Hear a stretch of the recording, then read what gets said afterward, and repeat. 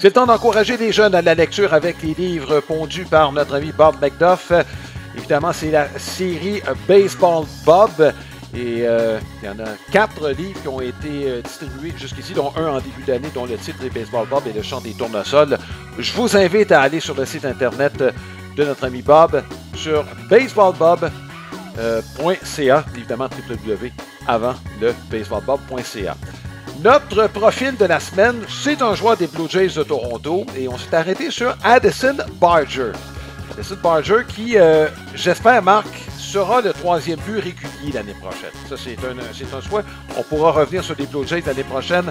C'est un choix de 6e ronde de l'année 2018. Et je regardais, Marc, les 6e rondes de cette année-là, il y a quelques équipes qui ont frappé le gros lot. Drew Rasmussen est un choix de 6e ronde de cette même année.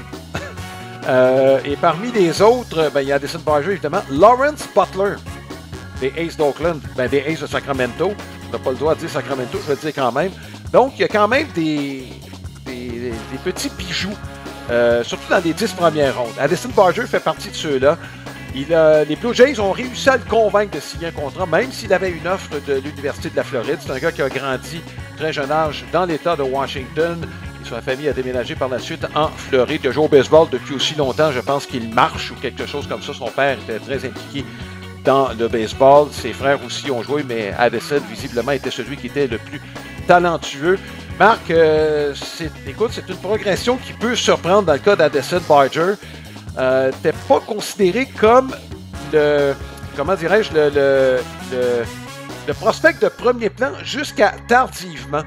Là, c'est après la COVID, en fait, qu'il a écarquillé les yeux. Il a frappé, tu sais, Marc, c'est pas facile de frapper dans la Ligue de la Floride, 18 coups de circuit avec Dunedin en 91 matchs. Mais c'était pas lui qui était le prospect numéro 1, c'était Orelvis Martinez, qui a été pendant quelques années, pendant les 2-3 dernières années, le prospect numéro 1. Martinez qui vient d'avoir une saison extrêmement difficile. Le Barger l'a devancé. Et Marc, cette année, il n'a pas commencé l'année avec les Blue Jays. Je ne sais pas si les gens s'en rappellent. Il y a eu un très gros camp d'entraînement. On l'a rappelé. Ça n'a pas été facile au début à l'attaque. Marc, ce qui a fait en sorte qu'il y a 2 choses qui sont arrivées. David Schneider a eu des problèmes à l'attaque en début de saison. Puis l'autre, rappelle-toi son match avec 3 assistances du champ extérieur. Ça l'a mis sur la carte. Il n'est pas retourné dans les mineurs après, même s'il semblait être le plan. Puis tu vois, il a profité de l'occasion depuis ce temps-là. Marc, c'était un des bons. Il a connu une bonne série contre Seattle. Il a obtenu de gros coups sûrs. C'est une belle évolution, moi, je trouve, celle de Addison Barger depuis le début de sa carrière. Moi, Alain, j'avais écrit une chronique au mois de mai sur le RDS.ca. Alors qu'il y avait un seul circuit, rappelle-toi, tu viens de parler du fait qu'il n'avait pas commencé l'année et tout ça. Oui. Puis, je voyais quelque chose, tu sais, j'aimais la puissance qu'il générait. Je trouvais que son taux de contact était plus élevé. Les statistiques ne le démontraient pas encore, mais j'avais écrit disant les Blue Jays ont peut-être un joueur clé entre les mains sans trop le savoir encore parce que, tu sais, c'est sûr que ça prend des résultats. Oui. Et j'aimais la qualité de ses présences au bâton. Il y avait des choses que j'aimais beaucoup. Fait que je m'étais lancé un petit peu dans le vide en disant, moi, j'aime ce que je vois, je pense que... Je suis content de savoir que je ne me suis pas trompé à ce niveau-là. Ouais. Vraiment, je me suis trompé bien souvent auparavant. Là.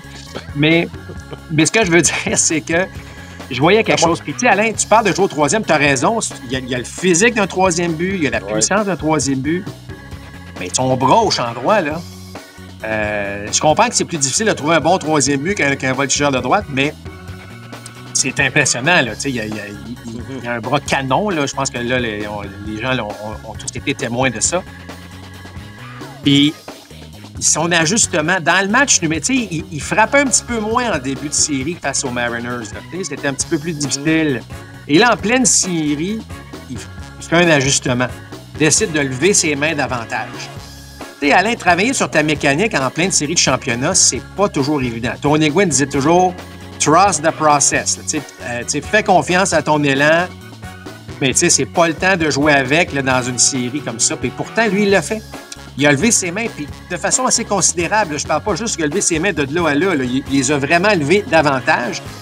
Et ça lui a redonné donc cette possibilité de faire des meilleurs contacts. Puis on a vu le résultat avec une coupe de balles frappées d'aplomb, dont un coup de circuit important dans le match numéro 6. Fait que les Blue Jays ont vraiment un gars solide. Il est en train de le démontrer que c'est pas trop gros pour lui. Les séries de championnat, il a pris une bonne présence au bâton. Il était là. C'est un beau joueur d'avenir maintenant. C'est un joueur qui a l'air d'un joueur de balle.